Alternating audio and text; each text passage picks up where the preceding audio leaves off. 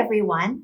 First, in phonemic awareness, we are going to segment phonemes or sounds in words. Here's an example. I'll say a word and you repeat it, and then we'll break it into sounds. Say go. Go. G-o. Great. Let's try another one. Say back. Back. B-a-k. Chop it with me. Say same. Same. S-a-m. Yes. Yes. Y-e-s. Feed. Feed. Eed. Cube. Cube. Cube. Piece. Piece. Eats. Job. Job. Job. Now we are going to add phonemes or sounds to the beginning of a word. I'm going to say a part and you'll repeat it, and then we're going to add a sound to make a new word. Let's try this example. Say or. Or. Add f at the beginning and the word is For. Say arch. Arch. Add m at the beginning and the word is March. say or. Or. Add st at the beginning and the word is Store. say earn. Earn. Add t at the beginning and the word is Turn. say art. Art. Add ch at the beginning and the word is Chart. Say arm. Arm. Add f at the beginning and the word is Farm. Say mart. Mart. Add s at the beginning and the word is Smart. Say air. Air. Add w at the beginning and the word is Where. Now we are going to add sounds to the end to make a new word. So let's try it this way. Say car. Car. Add d at the end and the word is Card. Say fur. Fur. Add st at the end and the word is First. Say arm. Arm. Add e at the end and the word is Army. Say shore. Shore. Add t at the end and the word is short. Short. Say core. Core. Add n at the end and the word is corn. Say store. Store. Add e at the end and the word is story. Say her. Her. Add t at the end and the word is Hurt. Say sir. Sir. Add ch at the end and the word is search. Say for. For. Add k at the end and the word is fork. Now we are going to blend syllables together. I am going to chop the parts or syllables, and then you just listen and say all of those parts together. Blend them together fast to say the whole word. Here's an example. Butterfly. Butterfly. Electric. Electric. Important. Important. Discover. Discover. Operate. Operate. Daydreaming. Daydreaming. Volcano. Volcano. Outrageous. Outrageous. Flamingo. Flamingo. Gigantic. Gigantic. Satisfy. Satisfy. Now I'm going to say a whole word and you are going to repeat the word and then segment it into syllables with your chopper hands. So here's the word that you need to repeat. Potato. Potato. Potato. Calendar. Calendar. Calendar. Personal. Personal. Personal. Invasion. Invasion. Invasion. Transportation. Transportation. Transportation. Submarine. Submarine. Submarine. Equipment. Equipment. Equipment. Gymnastics. Gymnastics. Gymnastics. Great job, everyone.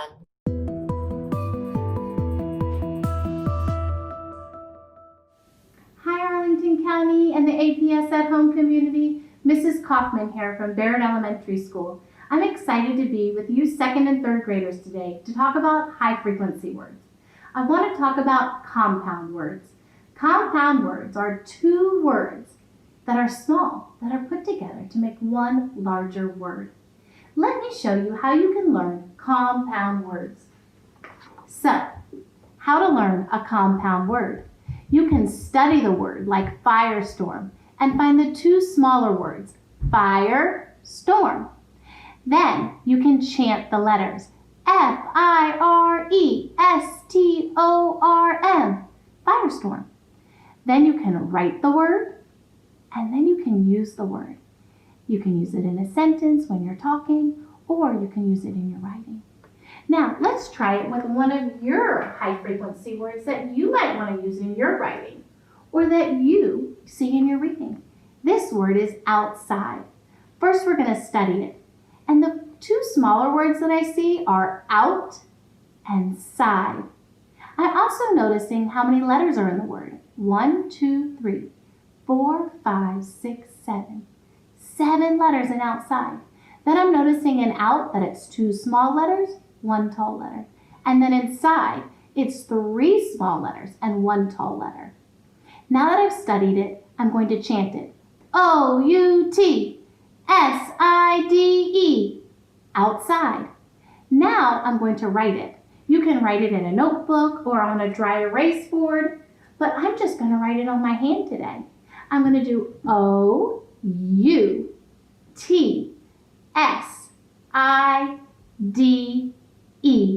and then I'm going to use it in a sentence. I'm going to say, I want to go outside and enjoy the nice weather. I'm going to ride my bike outside. Thanks for joining me today in learning compound words.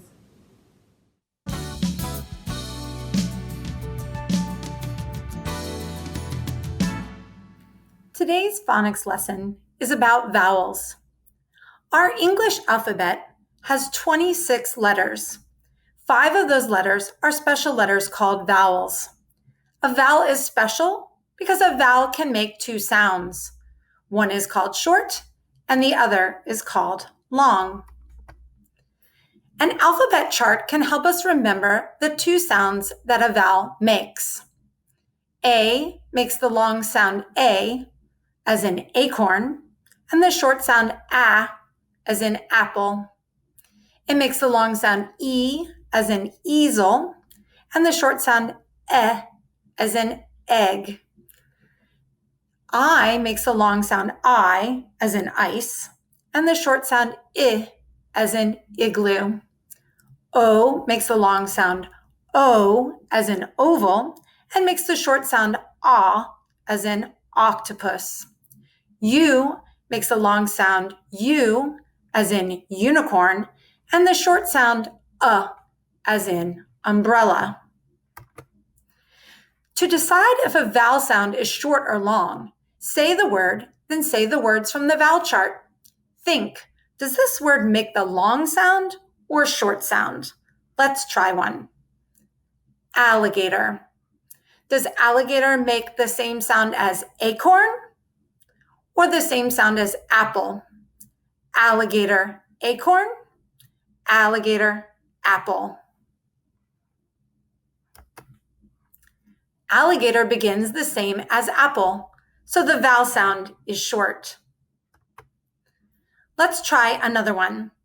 Snake. You can say these with me. Snake, acorn, snake, apple. Snake has the same vowel sound as acorn. The vowel in snake is long. Let's try a few more. Peach, peach, easel, peach, egg. Peach has the same vowel sound as easel. Peach has a long vowel sound. Flute.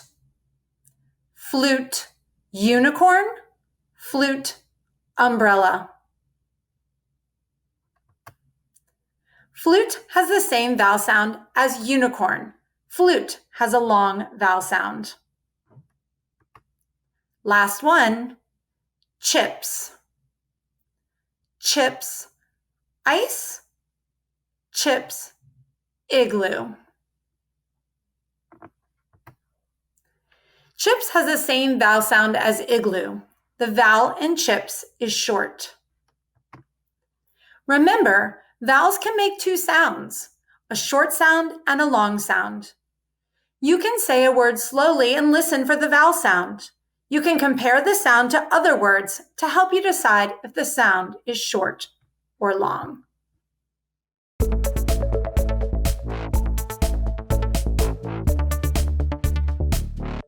Hi students, this is Mr. Parker and I'm a second grade teacher at Oak Ridge Elementary School. I'm here with you today to read a nonfiction story. Do you remember what nonfiction means? Nonfiction stories are true. They're filled with real facts about a topic. And our topic for today in our nonfiction story is jaguars. Do you know what a jaguar is? Do you already have background knowledge? If you don't, that's okay because you're going to learn a lot about them as we read our story. Also, as we read today, we're going to be focusing on summarizing. If you can summarize a story, that means that you can retell it, remembering all of the important parts. A summary of a story is kind of like a map. On a map, you see all the big important things, but you don't see every single detail, and a summary is just the same. Also, when you summarize, you retell in your own words. You don't use the exact words of the author.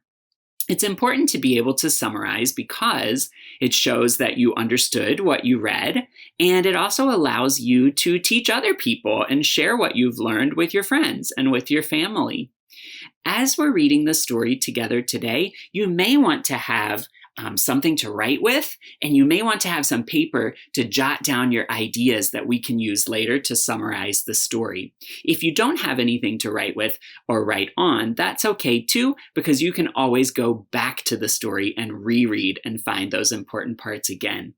I really hope you enjoy this story, The Return of the Jaguar by Michael Stark. All right, friends, let's dive into our nonfiction text, Return of the Jaguar. Don't forget to listen for important facts that we can use later to summarize. Return of the Jaguar, written by Mike Stark. Here's a list of important words to know. Don't forget, we can use the words around them to help us figure them out, or there's a glossary at the end of the story. Here's the table of contents. Oh, I see this is a longer story. Many nonfiction stories are. Let's just choose 2 chapters of this story to read together today and practice summarizing, and then you can come back and read the rest of the story on your own. I think I'll read What is a Jaguar? That sounds really important. And I'll read the next chapter, People and Predators.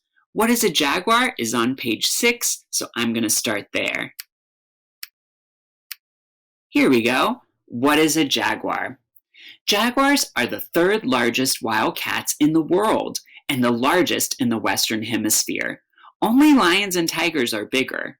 Jaguars have thick legs, a large chest, and jaws that are capable of crushing a skull. In fact, that's how they often kill their prey. Their yellowish fur is covered in a grouping of spots called rosettes. People often confuse jaguars and leopards, but it's easy to tell them apart. Jaguars have spots in the middle of their rosettes, and leopards don't. Can you tell which rosettes belong to a leopard and which belong to a jaguar? I remember the text said that jaguars were the ones who had spots in the middle of their rosettes. I see those spots right here, so I think A is a jaguar. B must be a leopard. Do you agree? Jaguars can weigh 150 to 250 pounds. They can be as long as 7 feet from their nose to the tip of their tail. Despite their size, they are stealthy, fast, and even pretty good at climbing trees. These traits make them perfect predators in the wild. Are you hearing some important facts we can summarize later? I know I am. I love this picture of the jaguar in the tree, too. Don't forget to read the caption. They're always important. Jaguars climb trees, but they don't hoist their kills into trees. As the top predator in the Americas, they don't need to worry about other animals stealing their food. Here's our second chapter we were going to read together, People and Predators.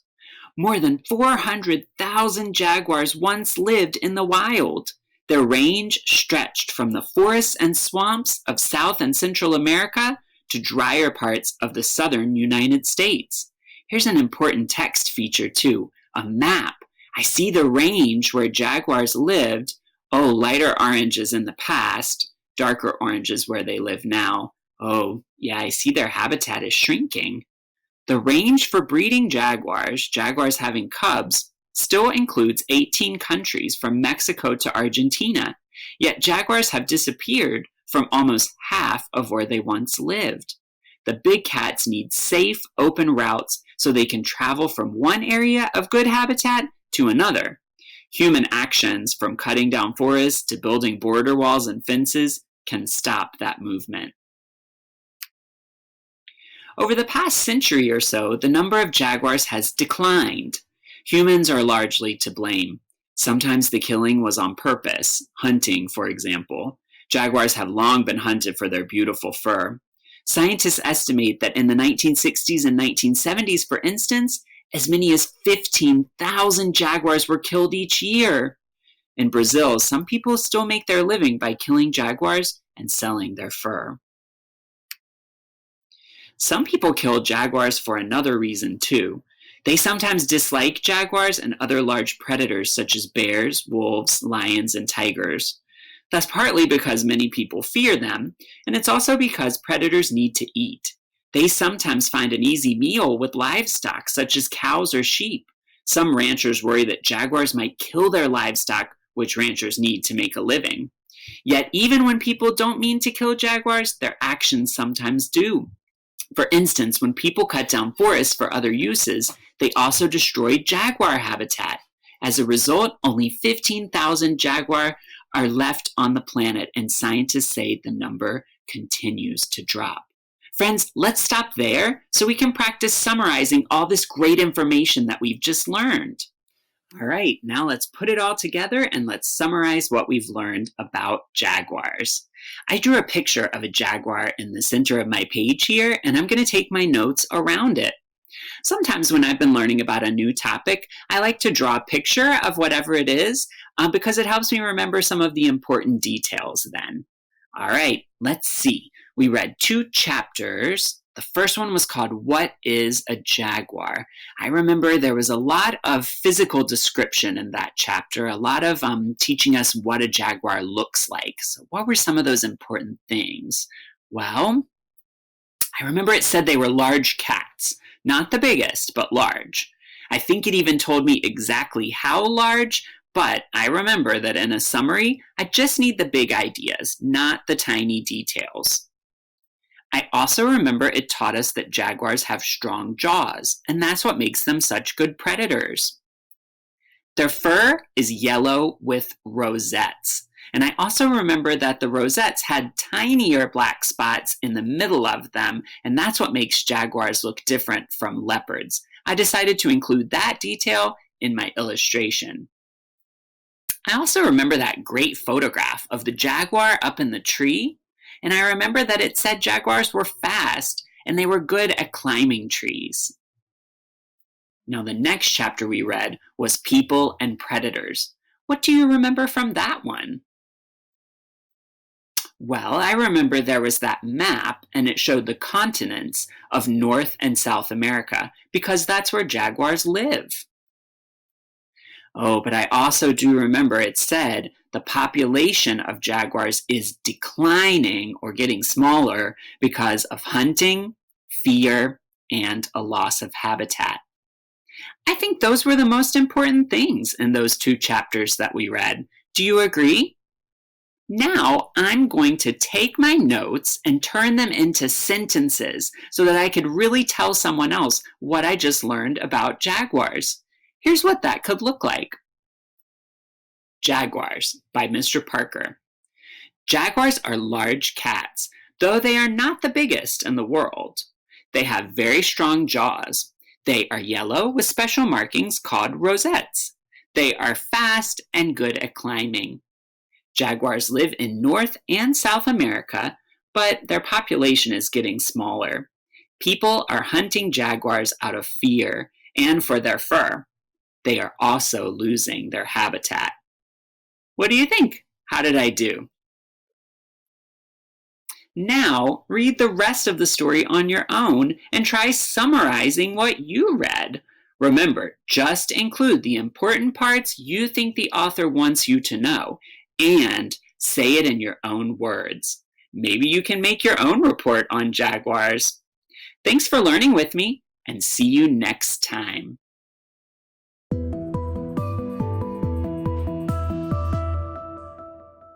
Just like nonfiction reading, nonfiction writing is about true things. And today I'm going to write about something that really, truthfully happened to me.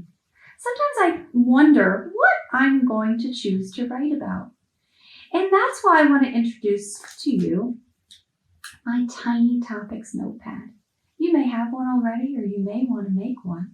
It's just a little notepad that I keep in my pocket or in my bag. And as I go about my life, when things happen to me that I want to remember, I just take it out, draw a quick sketch or illustration, or write some words so that I don't forget about the things that happened to me. Today, I'm going to write about one of my moments. I'm actually going to write about something that happened yesterday because I'm still so excited about it. At the top of my paper, there's a bee. Why do you think there might be a bee there? You're right. It stands for beginning. I'm going to write my story in order, starting from the beginning. Yesterday, something arrived in the mail. I like to start with my illustration first so that I can get a good picture in my head. I took it outside and opened it carefully. It was an adult-sized inflatable pool. It had been so hot that I was wondering if I might be able to find a pool that I could fit in. When I was little, I had a pool in my backyard that I could blow up and sit in, and I found one for adults. So there's my illustration. It's not perfect. I just did the best I could. And now I'm going to write my words. I'm going to write the words that I just told you to explain what happened. So what did I say? Today, my pool arrived. Sentences start with, you're right, capital letters. Today, use a finger space if you need to. My pool arrived. What's that ending? That D sounding ending that means it already happened in the past. You're right, ED. Today, my pool arrived. Oh, I was so excited. I'm going to put an exclamation point there. What did I say next? I opened it and laid it flat on the ground outside. Sentences start with capital letters. I opened. Yep, I already did it. What's that ending again? Opened. ED. I opened it. And laid it on the ground outside. How do I stop my voice? With a period, you're right. Period. Now, good writers always reread to be sure that their writing makes sense and has exactly what they want to have on the paper. Read with me. Today, my pool arrived. I opened it and laid it on the ground outside. Yep, and there it is. There it is. So that's the beginning of my story. I might go back and add more later, but this was the beginning. After the beginning comes the, you're right, middle. Next, with my transition word, I needed to blow my pool up. And there's a robust kind of strong word that means the same as blow my pool up. And it means inflate. So next, I inflated my pool. Luckily, I didn't have to blow it up with my mouth like I would a balloon because the pool came with a special pump. Next, I inflated.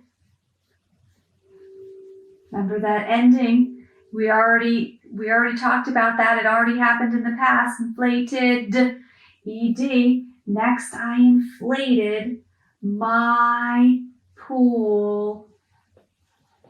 What did I use? With my pump. With, I'll say the pump. How do I stop my voice? Period. So I'm going to draw on the left side, I'm going to draw my pool before it was inflated, when it was uninflated, when it was flat. And I'm going to separate my illustration so that on the right side, I show you what it looks like after I used my pump.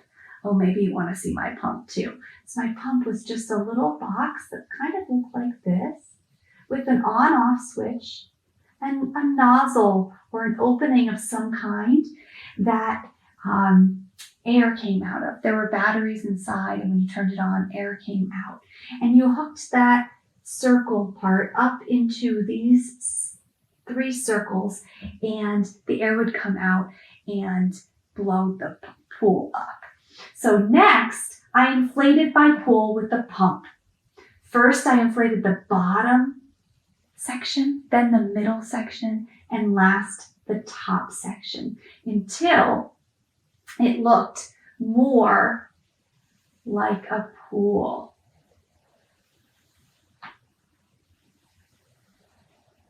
All blown up. Still had those rings. Again, I'm just doing the best I can. It's not perfect. Next, I inflated my pool with the pump. What did I say? First, I pumped up the bottom layer. First,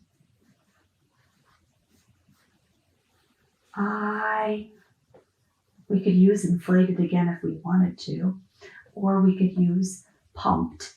Let's change it up. Let's use pumped. Pumped. Again, this time that ending almost sounds like a T, pumped, but it still already happened in the past, so the ending is still ed. First, I pumped up the bottom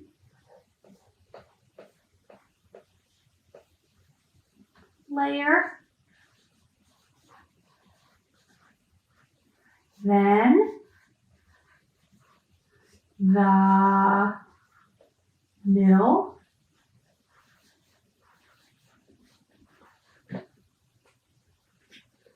and last, the top. How do I stop my voice? Period. You're right. Last, I pulled my garden hose all the way up to the pool and filled it up with water. Filled it about halfway full and jumped in. Let me add my words. Last, I pulled, remember that ending, I already did it, ED. I pulled my hose up to the pool.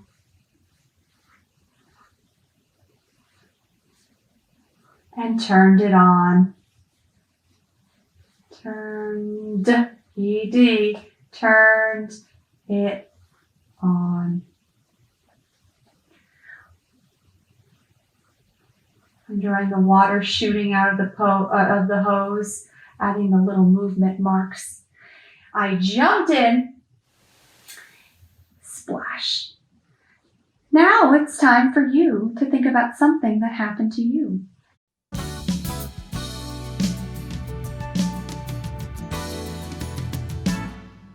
Good morning, second and third graders. My name is Ms. Hutchison. I teach third grade at Barrett, and I am so excited to be here doing some math with you all today. I have been spending a lot of time at home lately, as I'm sure you all have.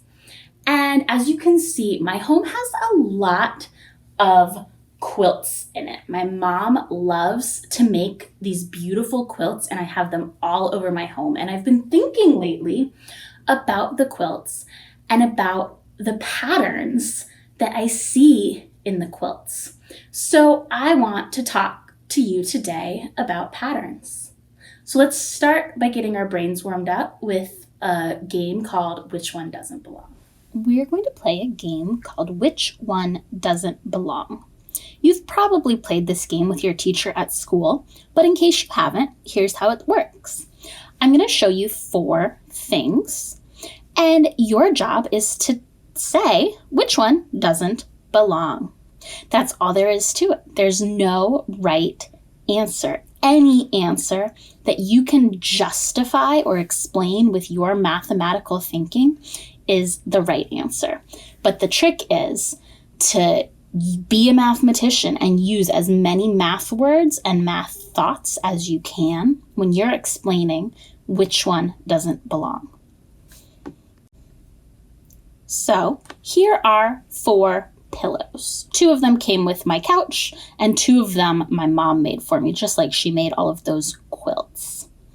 And I'm going to give you some time to look at the pillows and think, which one doesn't belong and why?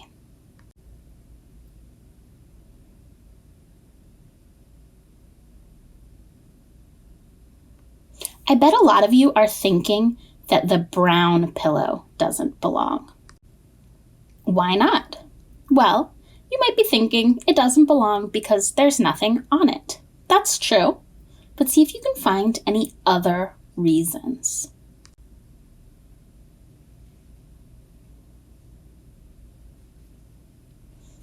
As a mathematician, I've noticed that all of the other pillows have circles. Can you see the circles in all of the other pillows? The brown pillow has no circles. Can you figure out any reasons that another pillow might not belong?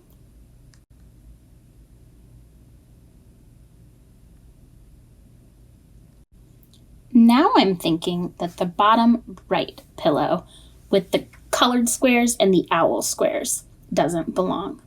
My reason is that it is made up of lots of different pieces of fabric. See all the different squares? None of the other pillows have different squares. They're all made of one piece of fabric. What about the bottom left pillow? Can you figure out a reason it doesn't belong?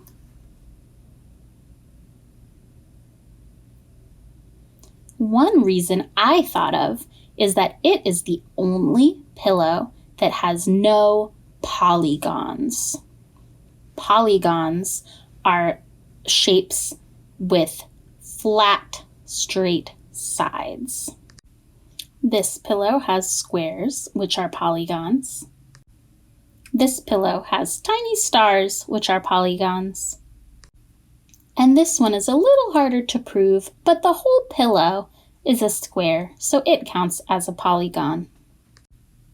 But the bottom left pillow only has round and curved shapes. So it doesn't belong. What about the last pillow? Can you figure out a math reason that this pillow doesn't belong? Try telling it to someone in your family. Let's get into our mini lesson. We're going to be talking about patterns today. And by the end of our lesson, you're going to be able to find and extend patterns. We'll be talking about 3 types of patterns: repeating patterns, growing patterns, and function tables. In a repeating pattern, the core or the unit of the pattern repeats. An example of a repeating pattern is circle, circle, square, circle, circle, square, circle, circle. You're right, square. A growing pattern gets bigger. An example is circle, square, circle, circle, square, circle, circle, circle, square. The number of circles is growing, so next would be 4 circles. Last is a function table, which is a way to organize a pattern in a table with inputs and outputs. Things that go in, change following a rule, and come out differently. We'll talk more about function tables later in the lesson. Now I want to show you some patterns I found around my house. Take a look at this quilt. Do you see any patterns?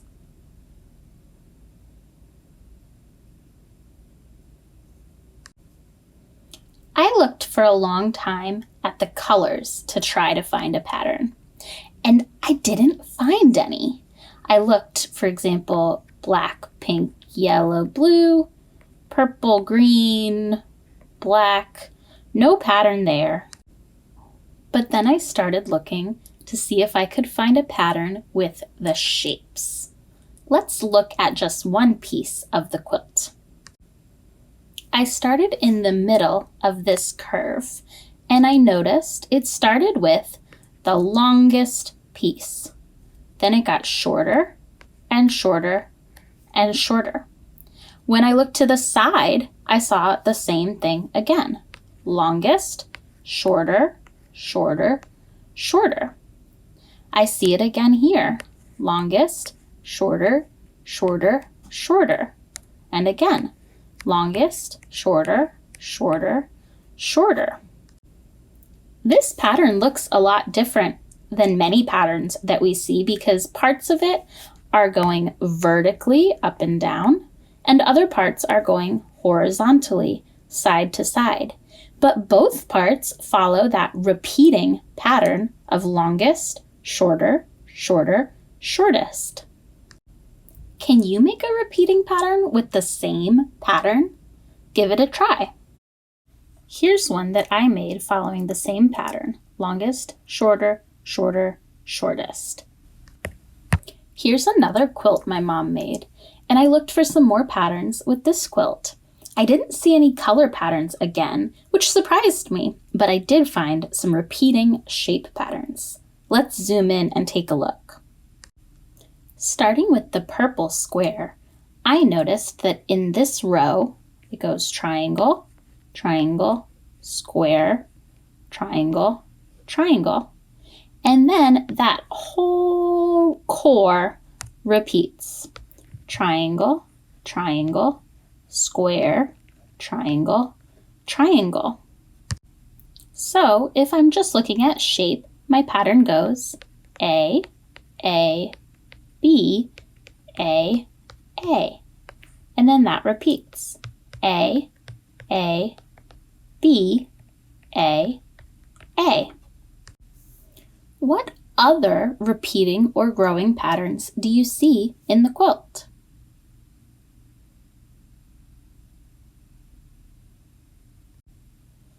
When I looked just at the color, I found an A-B pattern. A, B, A, B, A. Purple, white, purple, white, purple. It works horizontally too. A, B, A, B, A. So sometimes you can find more than one pattern in the same thing. I have one more quilt I want to show you, and I want to focus on number patterns that are growing. If you look closely, each square in this quilt has 3 small hearts. Here they are drawn in the red. If I make a number pattern, I know that one square has 3 hearts. A second square has 6 small hearts altogether. And in 3 squares, there are 9 small hearts. Let's look at the pattern. I see that it's growing because each number is getting bigger as we move from number to number. I need to figure out the rule. To go from 3 to 6, I can add 3 more. Let's see if it works for the next piece. To go from 6 to 9, 6 plus 3 is 9. It works for both, so that's my rule, plus 3. I can use the rule to figure out what comes next. 9 plus 3 is 12. So in the 4th square, there would be 12 hearts altogether. I can also show this same information in a function table. In a function table, something goes in this case, the number of quilt squares, and a different number comes out, in this case, the number of small hearts. When there is 1 quilt square, there are 3 small hearts. In 2 quilt squares, there are 6 small hearts. In 3 quilt squares, there are 9 small hearts. The cool thing about function tables is that you don't have to go in order like you do for a number pattern. So instead of 4, what if I put 6? If there are 6 quilt squares, how many small hearts will there be? There will be 18 small hearts. So a function table is another way to show a pattern, usually a growing pattern. Now that we've looked at lots of different examples of patterns, let's reflect on our learning today. Our goal was to be able to find and extend patterns.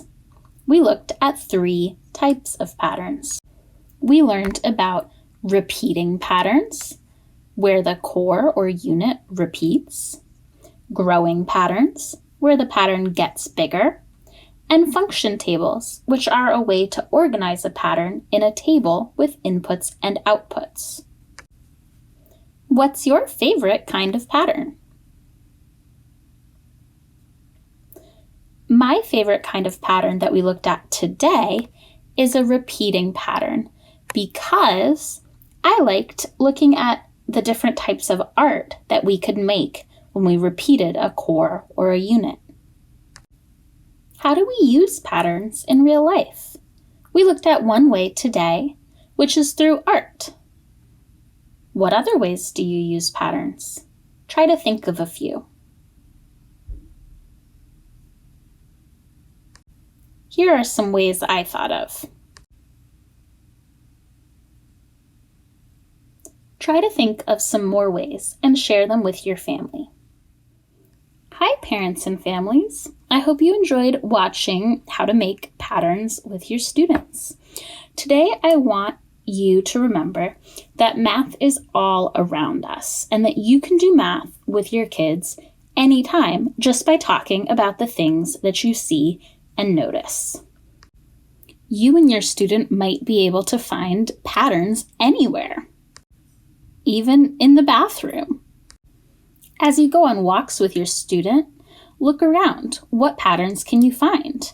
Try to ask your student questions. For example, if there's 2 bricks in the first row and 6 bricks in the second row, how many do you think will be in the third row?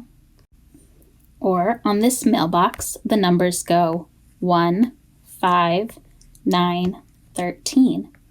What number would be here if there were more mailboxes? You can even make patterns out of chores. If the garbage collectors came Monday and Thursday, when do you think they might come next? By talking about what you and your students see and notice, you're finding patterns in the world and helping your student grow as a mathematician. Have fun!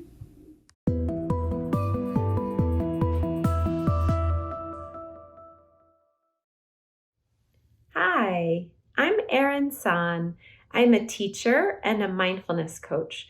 And what that means is I help people just like you use their senses to notice what's happening in their lives from moment to moment so they can worry a little bit less and smile a whole lot more. Today, I'm going to help you by sharing with you a mindfulness exercise that gets you ready to learn. This is a body and breath awareness exercise. Are you ready? Good. So we begin by settling our body into a comfortable position. But sometimes we need to move and wiggle and shake our body a little bit before we can settle into stillness. So just find a little silly time to move and shake and wiggle. And then when you're ready, bring yourself into a comfortable position that is still, where the body is quiet and not moving, but you still feel really comfortable. If it feels good to you to close your eyes while you do this, close your eyes. If that doesn't feel right to you, keep them open, but let them land on the floor somewhere so that they stay still.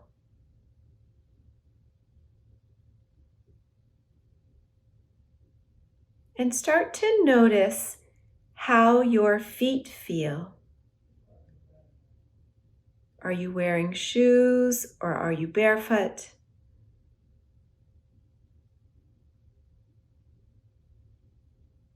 And start to notice how your legs feel.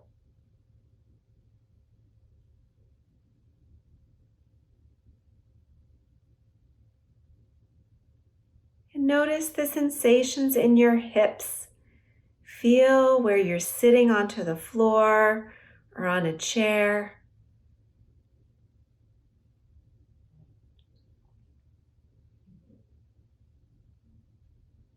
And notice how your back feels. Are you pressing up against a wall or sitting into a seat or a couch?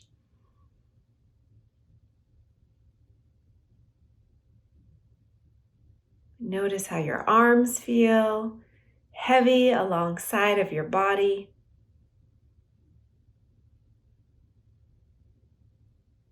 And notice how your head and your neck feel as you sit up nice and tall.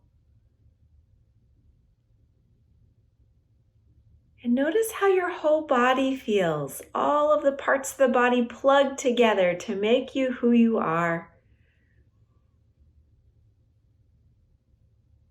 And then put one hand up on your heart, one hand right over your belly button. And we're going to turn attention into our breath now.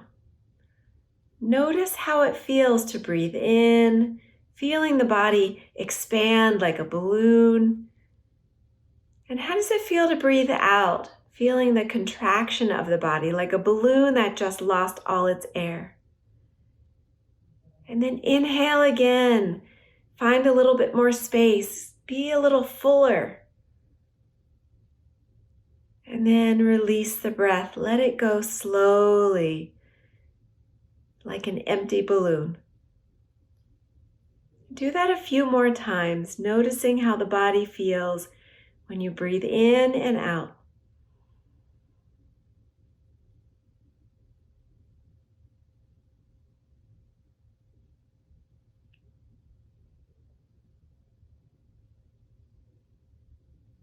And if your eyes are closed, open them back up again. Hopefully you're feeling a little bit more present and the mind is a little bit more clear so that you can be ready to learn.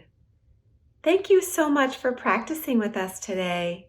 I look forward to seeing you again soon.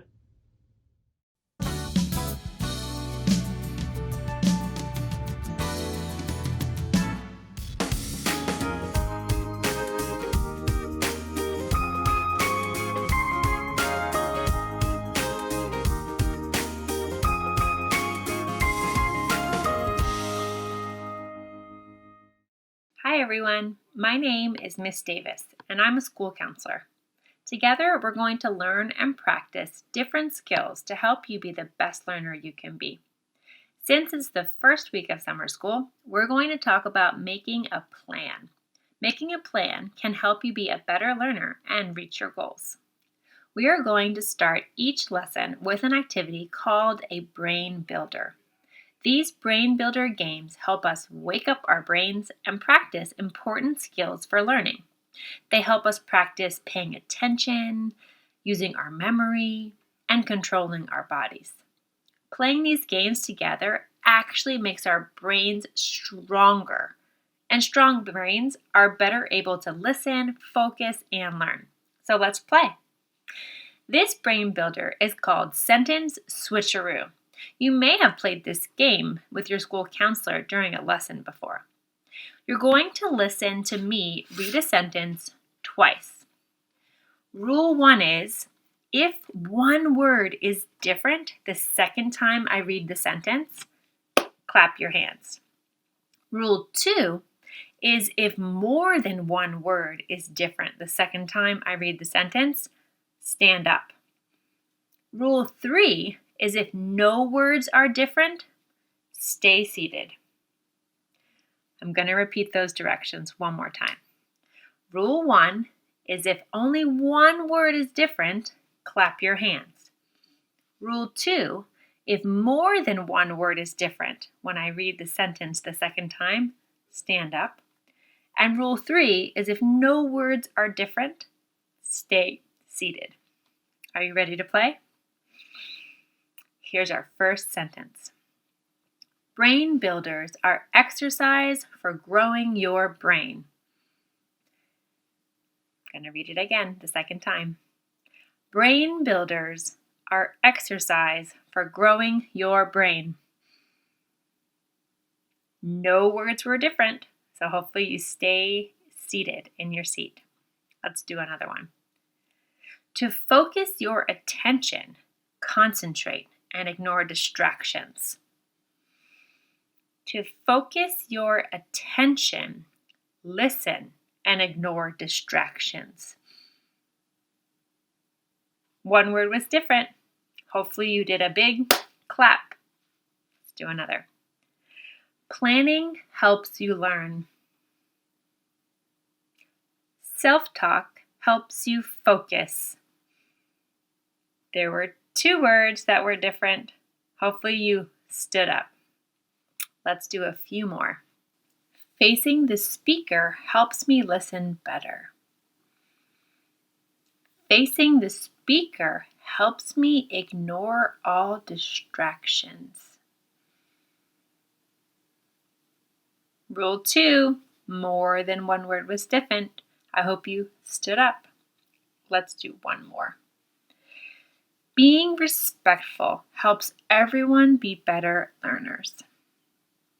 Being respectful helps everyone remember directions better. More than one word was different. I hope you stood up. Now that our brains are nice and warm and ready, let's jump into our lesson. This week, you will be meeting with a teacher and talking about your goals for summer school. Making a plan to achieve your goal is important. Take a look at this picture. This is Sam. His teacher is asking him for his homework, but he forgot to take it home again. Think about how Sam feels. Have you ever forgotten to take homework home? Sam feels upset. and embarrassed. He's frustrated. He did it again. Show me a thumbs up if that's ever happened to you. Sam needs a plan to help himself remember to take his homework home. A plan helps you take steps to get something done. Remember, a good plan makes sense, is simple, and is something that you can do.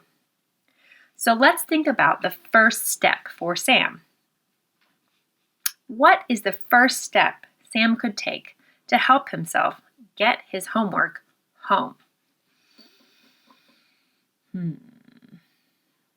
Maybe you're thinking he could write a note to remind himself. Or maybe he could ask his friend to remind him, maybe his cubby buddy. Sam decides that the first step is to write himself a reminder note. He writes, "Remember homework," in big letters on bright notebook paper. Then he takes his note and he puts his note somewhere where he can see it. Let's think, where should Sam put his note so that he can actually see it? Maybe you're thinking on his desk or on top of his planner, maybe right in his locker, in his cubby. He decides to put it on top of his desk. Sometimes Sam remembers to take out his homework, but then still forgets to take it home. So maybe he needs a third step. After Sam writes himself the big note, "Remember homework," and puts the note on his desk, what's the third step?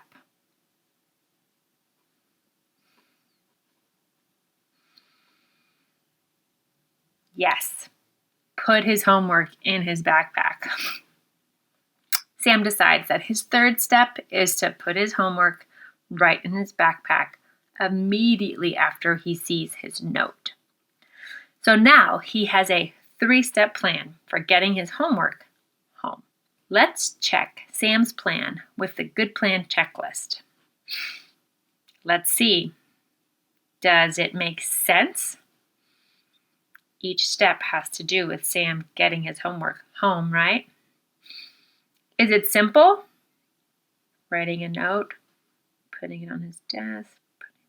Seems simple. Is that something he can do?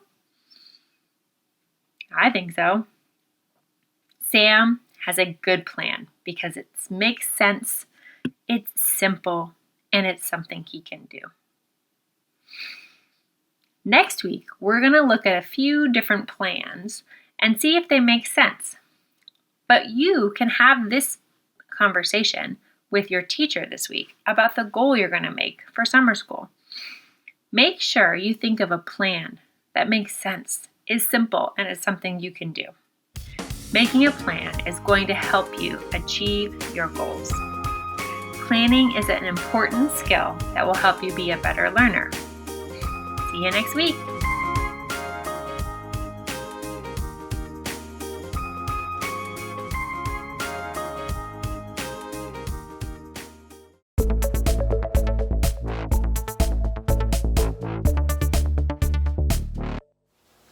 Hola chicos, mi nombre es Diana Silva y soy una maestra en la Escuela de Inmersión de Claremont.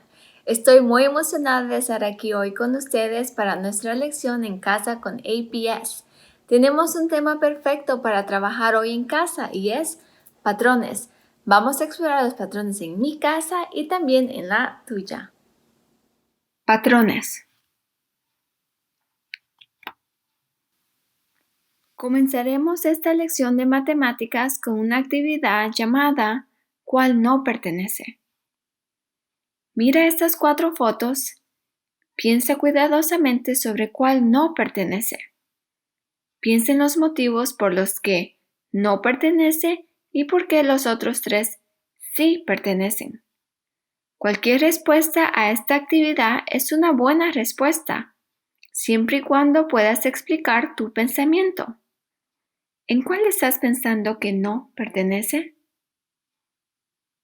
Te voy a dar unos segundos.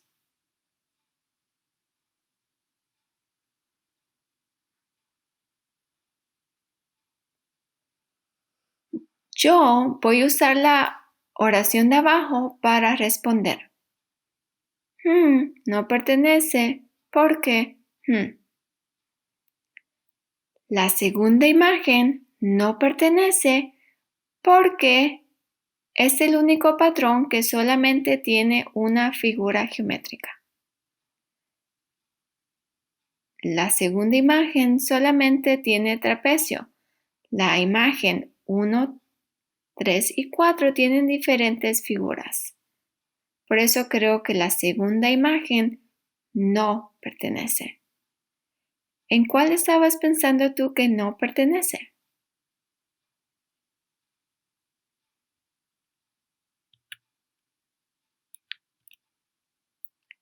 Los patrones. Los patrones son una lista de números o símbolos que se construye siguiendo una regla.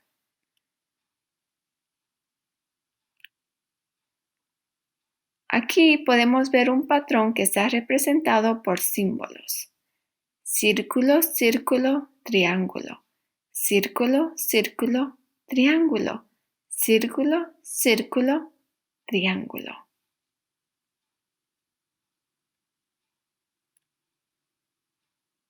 El objetivo de aprendizaje. Tú vas a poder crear después de esta lección 3 tipos de patrones.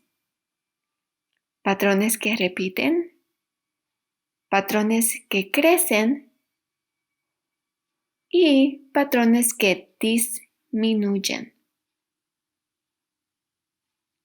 Vamos a ver ejemplos alrededor de mi casa. Patrones que repiten. Yo tengo monedas en mi casa, así que decidí crear un patrón que repite. Tengo primero una moneda de 25 centavos, después también una moneda de 25 centavos y le siguen 2 monedas de 1 centavo. De nuevo, 2 monedas de 25 centavos y 2 monedas de 1 centavo. ¿Cuáles monedas crees que le siguen al patrón?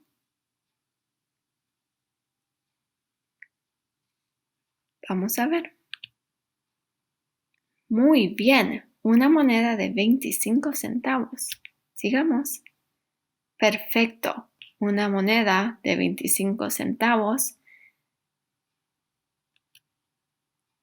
Una moneda de 1 centavo y, por último, una moneda de 1 centavo. Esto es un patrón que repite. Vamos a tratar de representar este patrón utilizando letras. A repite que es 25, después 1 centavo. B, B. A, B, B. A, B, B. Este es el mismo patrón, pero esta vez lo estoy representando con letras. La unidad de patrón es la parte del patrón que siempre repite. ¿Cuál crees que es la unidad de este patrón? Muy bien, la unidad de este patrón lo que repite es A, B, B. Y después empezamos de nuevo. A, B, B. A, B, B. La unidad de patrón es A, B, B. Siguiente ejemplo. Esta vez estaba comiendo Oreos y decidí hacer un patrón con las galletas Oreos y galletas saladitas. Tengo Oreos, galletas saladitas, Oreos, galletas saladitas, Oreos, galletas saladitas. ¿Qué crees que sigue después? Excelente, Oreo y galleta saladita. ¿Qué es lo que Repite en este patrón. Vamos a hacerlo con letras. A y después es otra galleta, así que B. A, B. A, B. ¿Cuál crees que es la unidad del patrón? Muy bien, la unidad de patrón es A, B. A, B.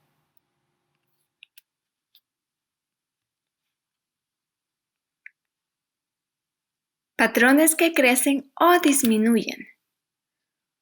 Observe el patrón y determina la operación usada. Si está subiendo, eso quiere decir que se está haciendo más grande, está creciendo y vamos a utilizar la operación de la suma.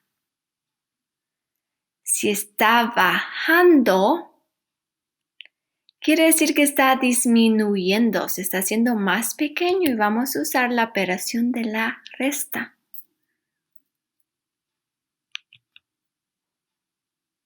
¿Cuántos cubos tendrá la siguiente figura?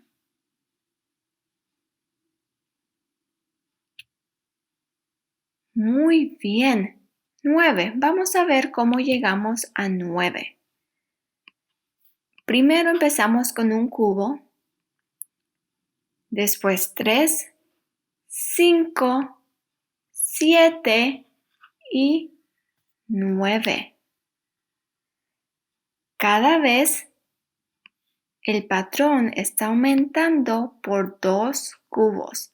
Esto quiere decir que la regla del patrón es n, lo cual significa número, n de número, más 2.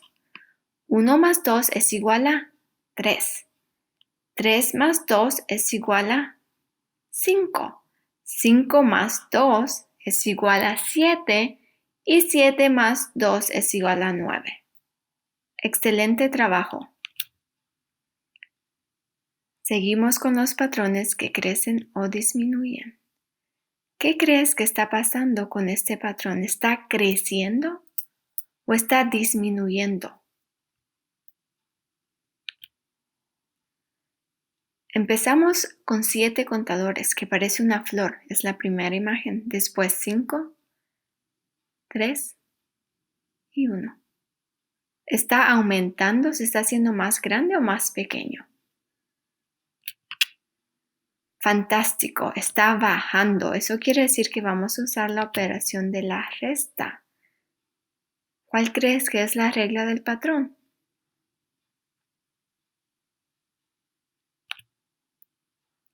Excelente. Cada vez estamos restando o quitando 2. 7 menos 2, 5. 5 menos 2, 3. 3 menos 2, 1. La regla del patrón es n menos 2.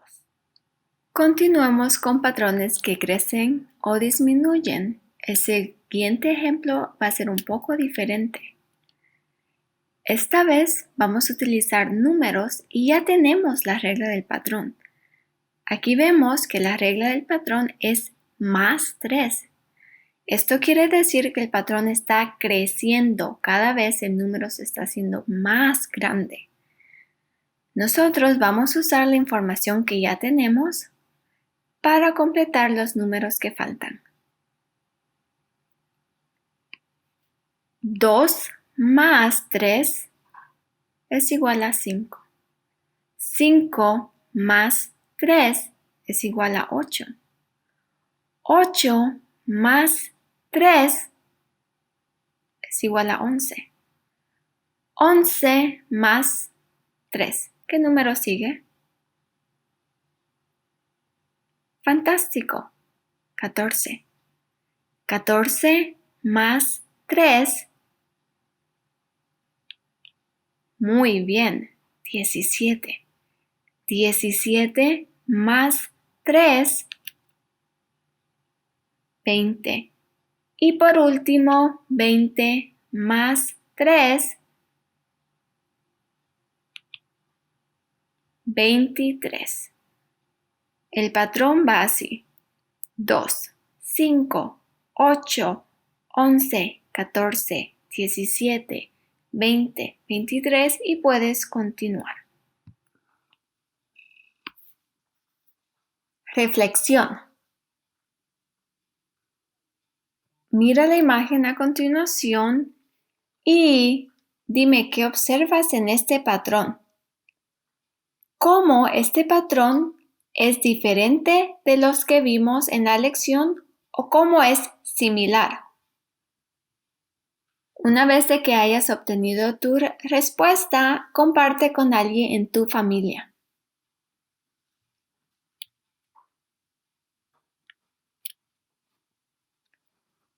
Consejo de matemática familiar.